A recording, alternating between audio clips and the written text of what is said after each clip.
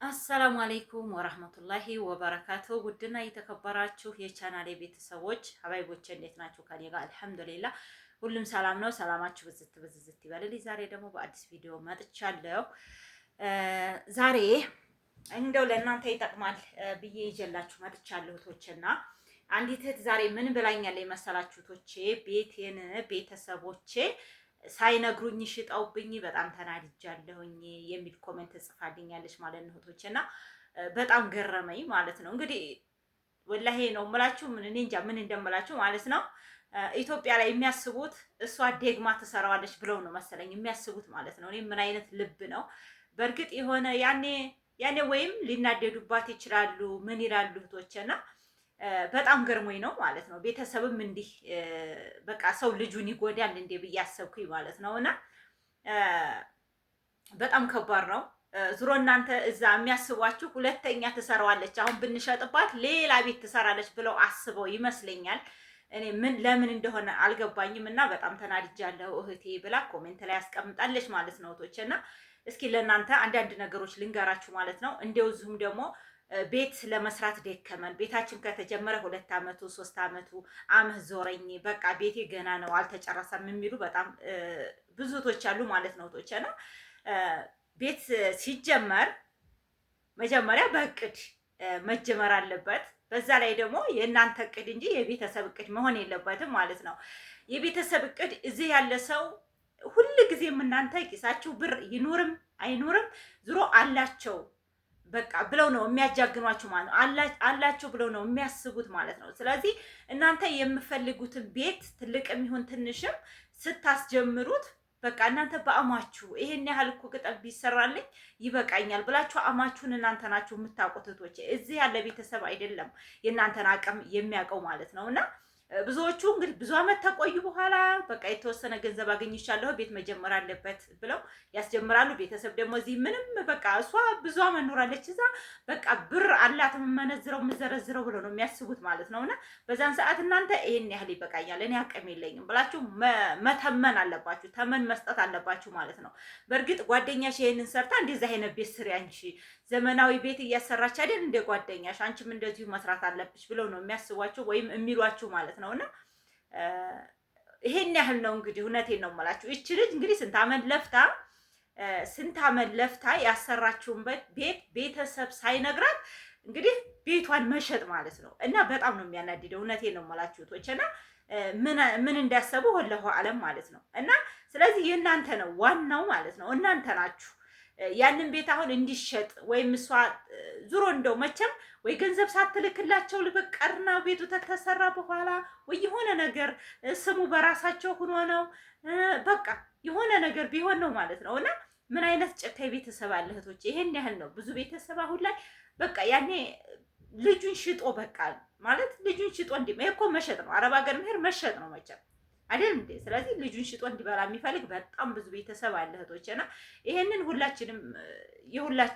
የሁላችንም ዕጣ ፈንታ ነው። በተለይ ኢትዮጵያ ላይ አሁን እህቶቼ ልጅ የለም በቃ ባጭሩ ሴት ልጅ 12 አመት 13 አመት ተሆናቸው ማሻአላህ አሁን ልጆች ቶሎ ብድግ ነው የሚሉት ማለት ነው። ቁመታቸው ራሱ እንትን አይልም ማለት ነው፣ አይከለክላቸውም። እና አሁን እየወጡ ስለሆነ በቃ አንድ ሰው ልጅ ወልዶ በቃ ሄዳ ልጅ ታሳልፍልኛለች ብሎ ነው አሁን ራሱ ለመውለድ የሚያስበው ማለት ነው እህቶቼና ከባድ ሆኗል አስተሳሰባችን፣ ወላሂ ከባድ ሆኗል ማለት ነው። እና ሁሉ ጊዜም እናንተ ብር አላቸው ብለው ስለሚያስቡ እናንተ ለቤተሰብ ቤት ለማስጀመር ስትፈልጉ ይሄንን ነገር በቃ ይሄንን እኔ አልችልም 90 ቅጠል 100 ቅጠል 70 ቅጠል አልችልም በቃ እኔ በአሜ ነው የምችለው።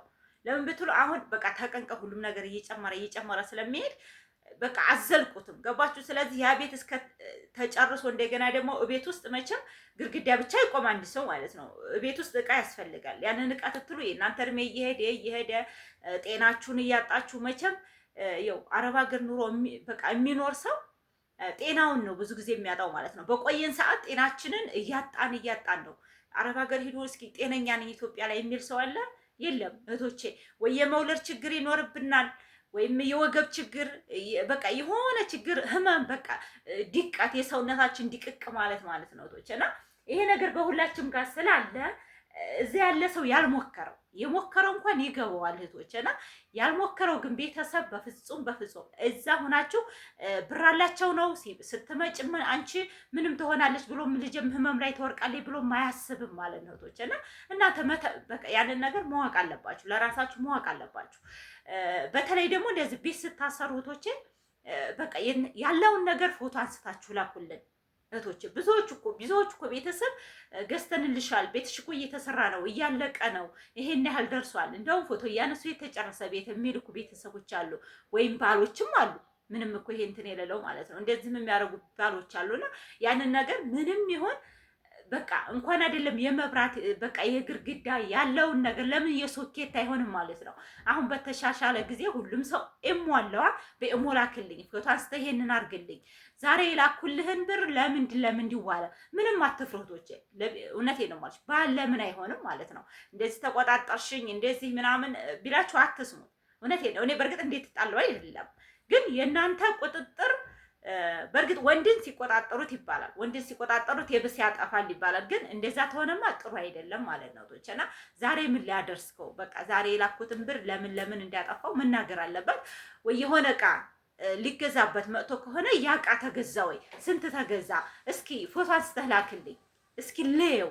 በቃ ያኔ እንደዛ መተሉ ከሆነ ለሚቀጥለው ስትልከው ይገዛል ምን ችግር አለው ብሎ ነው የሚያስቡ ማለት ነው። እውነቴን ነው የምላችሁ።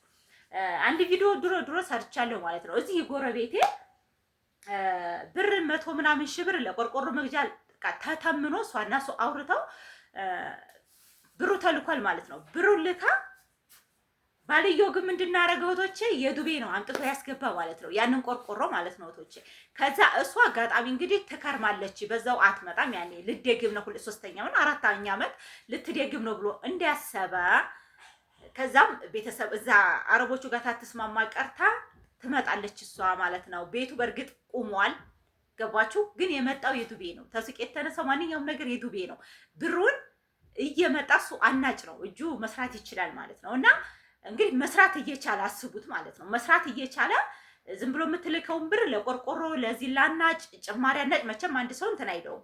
በቃ የሚከተሉ ሰው ያስፈልገኛል ምናምን የውሃ ልክ እያለ ያለውን ነገር ሂሳብ እያደረገች ያለን ብር መጥቷል፣ ገብቷል፣ ቤቱ ተሰርቷል። ግን የመጣው ያቃ በእንትን ነው በዱቤ ማለት ነው እህቶች። እና ልክ ያች ልጅ ታትስማማ ቀርታ እነዛ አረቦች ሲልኳት 2 ዓመቷን ጨርሳ እዚህ መጥታ ግን እሱ እዲያ በዲያ እንደሆነ ነው ማለት ነው እየነገራት። ከዛ መጥታ ያሸዋ የተከፈለም የቆርቆሮ የሚስማር ምናምን አልተከፈለም በቃ። እና ተጣልተው ብዙ ነገር ደርሰው ብሩ ተልኮለት ለምን አረከው እጁ እያወቀ አናጭነት እጁ እያወቀ ማለት ነው። እናቶቼ ይሄ ነገር አለ በሁላችንም ጋር አለ። በቃ ማንኛውም ቤተሰብም ይሁን ባልም ይሁን ልጅም ይሁን ያጠፋል ኢትዮጵያ ላይ ማለት ነው። ለምን ተኑሮውም አንፃር በቃ ብሩ ሳይታወቅ ይሄዳል ማለት ነው። እና ይሄንን ነገር እናንተ ደግሞ የሆነ ነገር ለማሰራት ስትፈልጉ ግዴታ ምንድነው በቃ ያን ሂሳብ በቃ ዛሬ ይገዛል ይገበያል ተተባለ ደውላችሁ ተገበየ ወይ ስንት ተገዛ ስንት ተገኘ በቃ መጠየቅ። እውነቴን ነው የምላችሁ። ግዴታ ኮስተር ትንል የተወሰነ በቃ ያኔ ልቅነት አይኖራቸው ማለት ነው። ትጠይቀኛለች ይሄን ያህል እላታለሁ ይሄ ማለት እንኳን ይኖረዋል ማለት ነው። እናቶቼ ይሄን ነገር ማሰብ አለባችሁ። ቤተሰብም ይሁን ሁሉም ሰው ለማጥፋት ወደኋላ እያለ አይደለም እህቶቼ። ዝናብ እንግዲህ እያከፋ ነው። ሰላማችሁ ብዝት ይበልልኝ።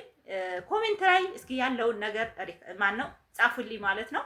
በተረፈ ሪከርድ ምንድነው ስሙ ላይክ አድርጉኝ እህቶቼ። ሰብስክራይብም እየጨመረ አይደለም፣ ላይክም የለም።